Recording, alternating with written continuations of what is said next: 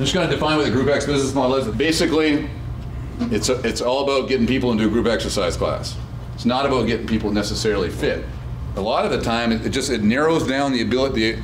If you took every human being on the planet, the Group X model, you're only going to be able to get this many people fit. And it's usually people that don't have any flexibility problems, people that move well already, that are athletes, that are young, right?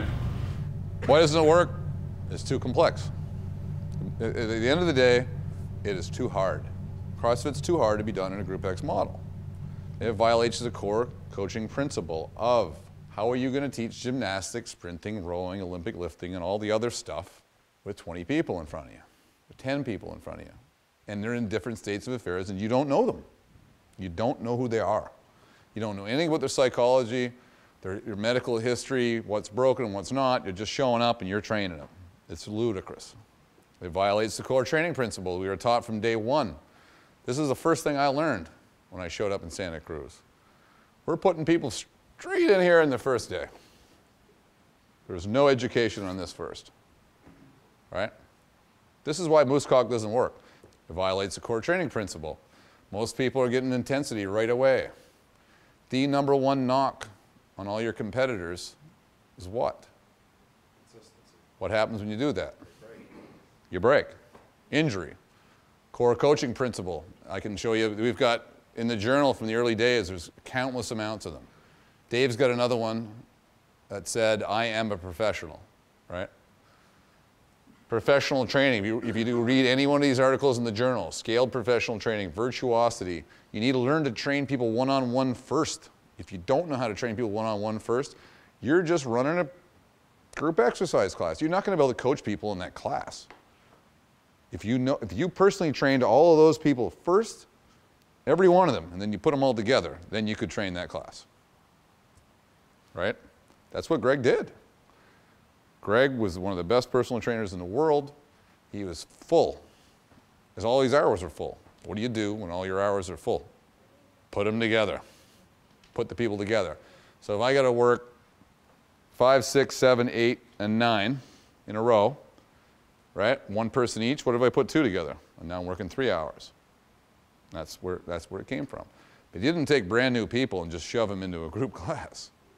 He took a guy that he knew all the other people, and there was only one new person coming in, everybody else is trained. It's a vast mountain of difference versus the Group X model we see today. It's so 180 degrees different that they don't resemble each other. They kind of look like each other on the outside. The inner workings of them, 180 degrees different. One works, the other one doesn't work whatsoever. And you have to be a professional coach with years and years and years experience just to do the one, which is I'm going to bring in a new person, coach him while I get all my guys going. I got all those relationships sewn up. This guy's going to come into the group, no problem. Group X, nobody knows anybody. They're all in different states of affairs. Everyone's got a different coach. They all came in through different ways. They're all in different states of affairs. We bring a new guy in. We're going to spend all of our energy on the new guy. The old guys have been around forever, don't get anything. They're going to tell me they actually assess these people for injuries, where it lies. You looked at their mobility and flexibility, came up with a plan with them. You've done strength progressions to get them to a certain place where they actually know what a strength progression is. Otherwise, you got one coach with a 2-day class looking at 20 people. And you're going to tell me he's going to know how to do that? No chance. It's not going to happen. Weaknesses, right? Nutrition. In our program, people do, let's say you do 17 personal training sessions. You leave, you know exactly if they have a problem, what to avoid. You probably have them go into a physiotherapist. You have them doing countless amounts of mobility stuff. You've got a whole plan for them at the end of that group class. You know exactly where their strength progressions is. Deadlift day, they know exactly where to go. They have all their data is tracked in the Pocket Coach. They know where the weaknesses is. They have a Rosetta Stone that translates how they should be doing a muscle up if that's what's on the day. There's no group exercise models doing that. You're not going to see any gym in the world that's going to have that kind of quality control. Data collection. Moose Cock gyms don't have it. Very, very rare that everybody's putting their stuff in there. It's really hard to do. We used to get them to use it. So I got 20 clients, I don't even know 5 of them, and I got to get them to enter their scores today. Doesn't really work for anyone. Doesn't work for the clients. Doesn't work for the coaches, that's for sure. If it works for the coaches, it probably doesn't work for the owner or the client. It certainly doesn't work for the owner. It works for the owner for the first couple of years.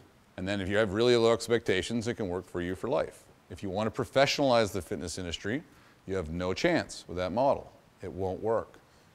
If you want to have a great life, be a great leader, be a great coach, this thing doesn't work. That's pretty much where I'm at. That's where I'm at. We're at the place where we're going to tell the world what we know. But we're going to start putting this stuff out to the world of what we know as a group, because it's not helping anybody for the myth that goes around there that telling people you can do CrossFit in a Group X setting and be successful. It's not helping anybody, right? If you do it right, you can have a great life. You can buy a house, you can raise children, your coaches can do the same, you can retire properly, you can stay in the fitness industry all your life. That has never happened before. We have the opportunity to do that.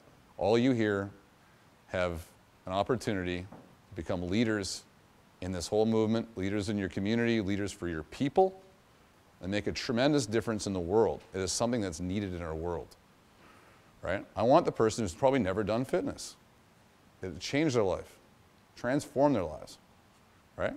And that's going to take a professional coach, and that's going to take professional business owners and leaders to do that properly, right? Who's with me? Woo! All right.